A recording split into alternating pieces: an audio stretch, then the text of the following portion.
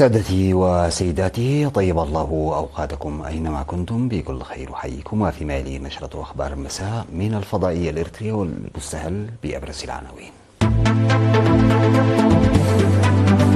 الاحتفال بالأول من سبتمبر الذكرى الرابعة والستين انطلاق الكفاح المسلح.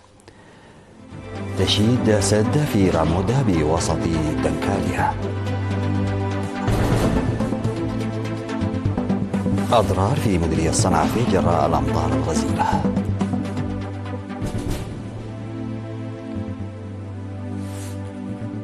حصيلة زلزال أفغانستان تتجاوز مئات القتلى.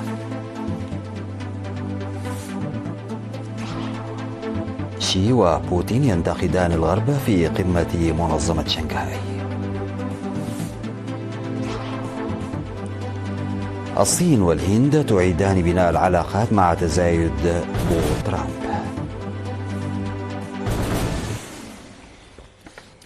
السلام عليكم ورحمة الله. تم الاحتفال في البلاد والخارج بالأول من سبتمبر الذكرى الرابعة والستين لانطلاق نضال الشعب الإريتري المسلح. ونظمت اللجنة الوطنية لتنسيق الاحتفالات حفلا يوم 31 من سبتمبر في سينما روما استمر لساعتين وبث عبر الفضائية الإريترية عكس نضال الشعب الإريتري وتضحياته ورسالة الفاتح من سبتمبر والمسؤولية الكبيرة التي تحملها لأجيال والتصدي القوي للشعب الإريتري. واشتمل العرض المصحوب بالرقصات وأغاني الفنانين المخضرمين والشباب مراحل مختلفة من النضال. في غضون ذلك أوضحت الجبهة الشعبية للديمقراطية والعدالة في رسالة بمناسبة هذا اليوم الأغر: إنه كما هو الحال دائما دعونا نحافظ على مكاسب ثورتنا ونحمي حريتنا وسيادتنا ونعمل للتطور والتنمية ونسعى بإيمان لجعل المستحيل ممكنا. من جهة أخرى احتفل الإريتريون المقيمون في شيكاغو ورالي ودورهام وتشابل هيل في الولايات المتحدة الأمريكية والنمسا وأنيماس في المملكة العربية السعودية بالذكرى الرابعة والستين لانطلاق النضال التحرري للشعب الإريتري. دشن في 30 من أغسطس سد رامود الواقع في دار الضاحية أفامبو في مديرية وسط دنكاليا بكلفة بلغت 9 ملايين نقفة. وأوضح المشرف على المشروع المهندس مرهوي إسحاق إن السد طوله 45 مترا وعرضه 9.5 متر وعمقه 4 أمتار بسعة تخزين تقدر بحوالي 300 ألف متر مكعب من المياه. وذكر المدير التنفيذي لإدارة مديرية وسط دنكاليا السيد آدم عبد الله إن الحكومة ظلت تعمل على الحواجز وبناء الخزانات الأرضية ضمن جهود توفير المياه الصالحة للاستعمال وحل مشكلة شحها منذ الاستقلال، وإن السد سيسهم في إيجاد حلول جذرية لتلك المشكلات واكتساب خبرة في القيام بالتخطيط لمثل هذه المشاريع التنموية. وأشاد مسؤول قسم الزراعة والأراضي المهندس عمر محمود بدوره بالجهات التي ساهمت في المشروع، موضحا أن السد سيسهم في إثراء المياه الجوفية والآبار في المنطقة وتوفير مياه الشرب للأغراض المنزلية من جهة وإقامة أنشطة الزراعة المصغرة على حد سواء. وأكد قائد وحدة قوات الدفاع التي قامت بالعمل إن مهمة قوات الدفاع الباسلة هي إيجاد حلول جذرية للمشاكل التي يواجهها المواطنون التي تعيق تقدمه، مشيرا إلى جاهزيتهم للقيام بأعمال مماثلة من أجل الوطن والشعب. وأشار حاكم إقليم جنوب البحر الأحمر السفير محمد سعيد منتاي في كلمته الختامية إلى أن سياسة التنمية الوطنية تركز على المشاركة الشعبية والاعتماد على الكفاءات الداخلية، وإن السد برهان لامع على هذا، موضحا السكان بالقيام بما هو مطلوب منهم والاستفادة الجيدة من السد والمحافظة عليه. ووزعت في الختام شهادات تقديرية على المساهمين في بناء السد.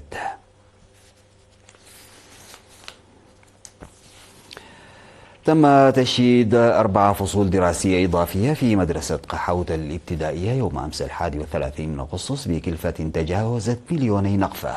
وأوضح مسؤول فرع التعليم بالإقليم الأوسط الأستاذ بلاي هبتجابر في كلمته أن المدرسة ستبدأ بتقديم التعليم للمرحلتين الابتدائية والمتوسطة بدءا من العام الدراسي 2025-2026، مشيدا بمبادرات التوسعة التي جرت. وأكد مدير عام قسم الإدارة والمالية بإدارة الإقليم الأوسط السيد تكي قلتها بدوره بتعاون الإدارة في تقديم المساعدة الممكنة في المساعي التي تنظم مستقبلا، مذكرا بمساهمة المبادرة الحالية في التأثير على المنطقة. وأضاف مدير المدرسة الأستاذ ملوقي تبين بشرح المشاكل التي ظلت تعاني منها المدرسة نتيجة لنقص الفصول الدراسية، مشيرا إلى فاعلية أعمال التوسعة في التخلص منها. وذكر رئيس لجنة الإنشاء في المدرسة سيد قبرس قابيهير شبيشي أن المشروع تم إنجازه بتعاون مكتب قائد أركان وزارة الدفاع الإريترية وسكان إدارتي ضاحية قحوتة وصلوت. وقدمت شهادات تقدير للمساهمين في العمل إلى جانب تقديم شعار إريتريا لمكتب قائد أركان وزارة الدفاع الإريترية. أفاد مكتب الزراعة في مديرية الصنعفة بهطول أكثر من 900 ملم من الأمطار خلال 54 يوما، مما أدى إلى أضرار جسيمة في المنازل والمؤسسات. وأوضح خبير تنمية البذور الشاب عقباي مبرهتو لوكالة الأنباء الإريترية أن معدل هطول الأمطار السنوي للمديرية يتراوح ما بين 400 إلى 600 ملم، وإن هذا العام فاق معدل الهطول ليصل إلى 945 ملم، مشيرا إلى هطول أمطار متوسطة في 5 إدارات ضواحي وهطول أمطار غزيرة في 17 إدارات ضواحي التابعة للمديرية. وأشار إلى أنه لأول مرة هطلت 408.5 ملم من الأمطار في شهر أغسطس وحده، وإنه من المتوقع استمرار هطول الأمطار في شهر سبتمبر الحالي، وحث السكان خاصة الرعاة والمزارعين لاتخاذ الحيطة والحذر عند هطول الأمطار. وذكر مسؤول وحدة التنمية الاقتصادية السيد حقوسي بره بدوره دمار 66 منزلا سكنيا بالكامل في 17 إدارة ضاحية وتعرض 975 منزلا بأضرار جزئية، مما أدى إلى وفاة مواطن وإصابة آخر، إلى جانب انجراف 158 من الماشية و8 من الأبقار و13 من السيارات في الفيضانات التي حدثت جراء هطول الأمطار على مدار شهر أغسطس المنصرم. وأضاف أن الطرقات الترابية التي تصل قرى كساد إمبا بمخته وطيشة بغولو وفورتو برخيتو بالإضافة إلى غولو بتال هانارعي مسدودة، وإن حركة المركبات تعطلت بسبب انحدار الصخور الكبيرة من المرتفعات وانجراف بعض الطرقات. ودعت مديرة ضاحية حكير السيدة أدانيش حقوس المواطنين والمؤسسات الحكومية لتقديم المساعدات اللازمة للأطراف المتضررة. كرمت مدرسة بيشا للمرحلتين المتوسطة والثانوية ببارنتو طلابها الذين تفوقوا في نتائج الامتحانات الوطنية للشهادة الثانوية من منتسبي الدفعة 37 من الخدمة الوطنية. وأوضح مدير المدرسة الأستاذ كحسو فقره في برنامج التكريم الذي نظم يوم 30 من أغسطس المنصرم بتنسيق لجنة أولياء الأمور وإدارة المدرسة بهدف تكريم الطلاب وتحفيز طلاب المرحلة الثانوية وتنمية روح المنافسة الأكاديمية لدى الأجيال، مهنئا المعلمين وأولياء الأمور والطلاب. وكرم فيها الطلاب الذين أحرزوا 3 درجات فما فوق حتى الدرجة الكاملة بالميداليات وأدوات أكاديمية تساعدهم في دراستهم الجامعية. وحث رئيس لجنة أولياء الأمور السيد حقوس قبر مريم بدوره الطلاب بالاجتهاد في دراستهم الجامعية وأن يتفوقوا فيها. وذكرها مسؤولة الخدمات التعليمية في فرع التعليم بالإقليم الأستاذ هبتسقي قرمازيون الطلاب بالمحافظة على التفوق ومواصلة مسيرة التعلم التي تتطلب التفاني والصبر. وناشد مدير عام الخدمات الاجتماعية سيد فرانكو كوبابا وسكرتير الجبهة الشعبية للديمقراطية والعدالة السفير محمود علي جبرة الجهات المعنية للعمل على رفع كفاءة التعليم وتحسين أداء الطلاب الأكاديمي تماشيا مع أنشطة التكريم وتحفيز الطلاب. وأضافت الأنباء أنه تم تقديم مبالغ مالية للمعلم المتميز تسفال الدزر مريم والطلاب الحاصلين على درجة 3.4 وحتى الدرجة الكاملة 4 حسب ما جاء من وكالة الأنباء الإريترية. انضم لاعب كرة القدم الإريتري السويدي ألكسندر إسحاق إلى ليفربول بعقد يمتد ل6 أعوام في صفقة حطمت الرقم القياسي في الدوري الإنجليزي قام بها الفريق الإنجليزي ليفربول مع نيوكاسل.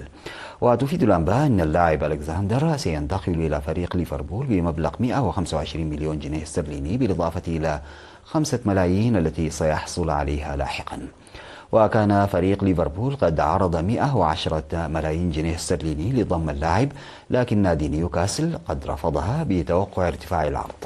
وانضم ألكسندر إسحاق إلى نيوكاسل يونايتد قادما من ريال سوسيداد عام 2022 مقابل 60 مليون جنيه استرليني لينتقل إلى ليفربول بعد 3 سنوات.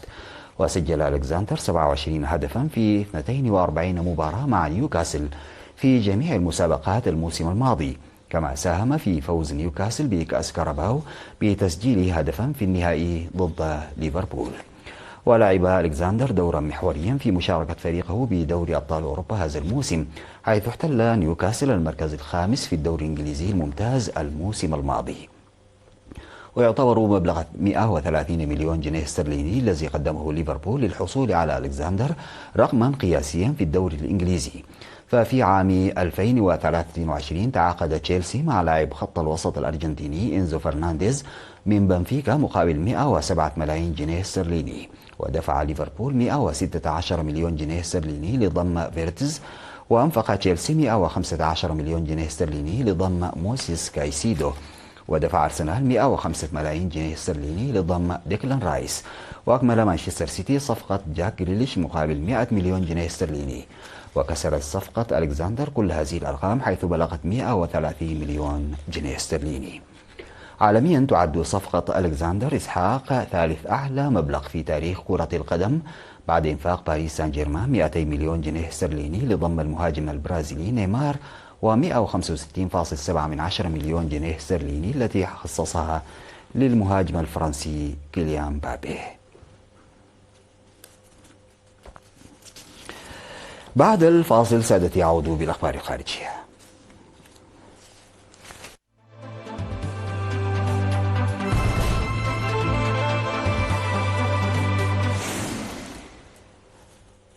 قتل أكثر من 800 شخص وأصيب أكثر من 2700 جراء الزلزال الذي ضرب شرقي أفغانستان وبلغت شدته 6 درجات بحسب ما أفاد المتحدث باسم حكومة طالبان. وقال ذبيح الله مجاهد في مؤتمر صحفي في كابول أنه تم تسجيل 800 قتيل و2500 مصاب في ولاية كونار وحدها، إضافة إلى 12 قتيلا و255 مصابا في ولاية ننغرهار المجاورة، حيث كان مركز الزلزال على عمق 8 كيلومترات فقط. وكان مسؤولون محليون وهيئة المسح الجيولوجي الأمريكي قد أفادوا بأن مركز الزلزال الذي ضرب على عمق ضحل نسبيا بلغ 8 كيلومترات، يقع على مسافة 27 كيلومترا شرقي مدينة جلال أباد في ولاية ننغرهار المحاذية لولاية كونار، حيث سجل العدد الأكبر من الضحايا حتى الآن. وحذر مسؤولون أفغان من أن الحصيلة قابلة للارتفاع مع استمرار البحث عن ضحايا وناجين في مناطق وعرة ونائية. وأكدت سلطات طالبان إرسال مروحيات للمشاركة في عمليات الإنقاذ. وجه الرئيسان الصيني شي جين بينغ والروسي فلاديمير بوتين انتقادات حادة للغرب خلال افتتاح قمة منظمة شنغهاي للتعاون في مدينة تيانجين بشمال الصين، والتي تهدف إلى دفع بكين إلى صدارة العلاقات الإقليمية. وبحضور حوالي 20 من قادة منطقة أوراسيا، دعا شي إلى نظام عالمي قائم على العدالة، وقال يجب علينا تعزيز منظور تاريخي للحرب العالمية الثانية ومعارضة عقلية الحرب الباردة ومواجهة الكتل وسياسات الترهيب التي تنتهجها بعض الدول، في إشارة مبطنة إلى الولايات المتحدة.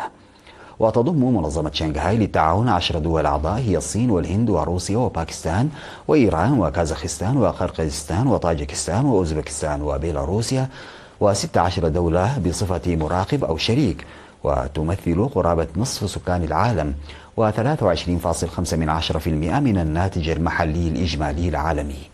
وهي تقدم على أنها قوة موازنة لحلف شمال الأطلسي وبعض دولها غنية بمصادر الطاقة. وتعد هذه القمة الأكثر أهمية للمنظمة منذ إنشائها في العام 2001، وتعقد في ظل أزمات متعددة تطال أعضائها بصورة مباشرة، من المواجهة التجارية بين الولايات المتحدة والصين والهند إلى الحرب بين روسيا وأوكرانيا، مرورا بالملف النووي الإيراني. تستأنف الهند والصين الرحلات الجوية المباشرة بعد أكثر من 5 سنوات في إطار سعي البلدين إلى إعادة بناء العلاقات في ظل تزايد حالة عدم اليقين التجاري. وأعلن رئيس الوزراء الهندي ناريندرا مودي عن هذه الخطة خلال لقائه بالرئيس الصيني شي جين بينغ على هامش قمة منظمة شنغهاي للتعاون في تيانجين، ولم يفصل مودي موعد استئناف الرحلات. وهذه هي أول زيارة للزعيم الهندي للصين منذ 7 سنوات، وتشهد العلاقات الدبلوماسية بين الخصمين القديمين انتعاشا ملحوظا في وقت زادت فيه الرسوم الجمركية الأمريكية من حالة عدم اليقين الاقتصادي في أكبر دولتين من حيث عدد السكان في العالم. وفي وقت سابق من الشهر الجاري اتفقت الصين والهند على تسهيل التجارة والاستثمارات الثنائية عقب محادثات بين وزيري خارجيتيهما في نيودلهي.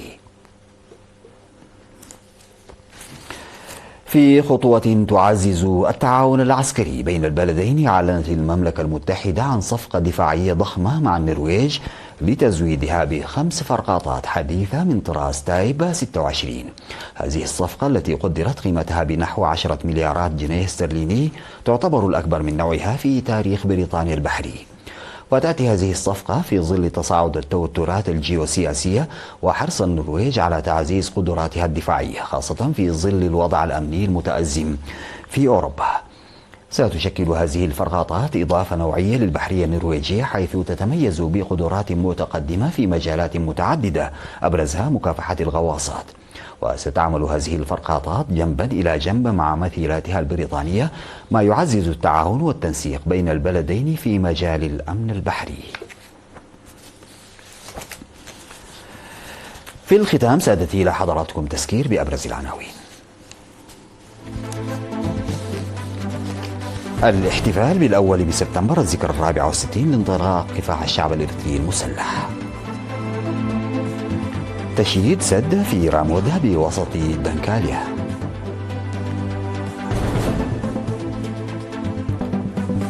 أضرار في مديرية صنعفة جراء الأمطار الغزيرة.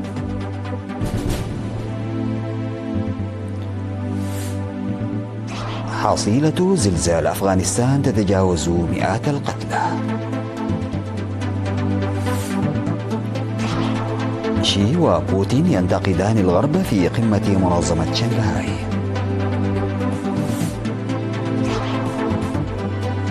الصين والهند تعيدان بناء العلاقات مع تزايد ظهور ترامب. انتهت نشرة الأخبار، قدمتها لحضراتكم من الفضائية الإريترية. شكرا لمتابعتكم، السلام عليكم ورحمة الله تعالى وبركاته.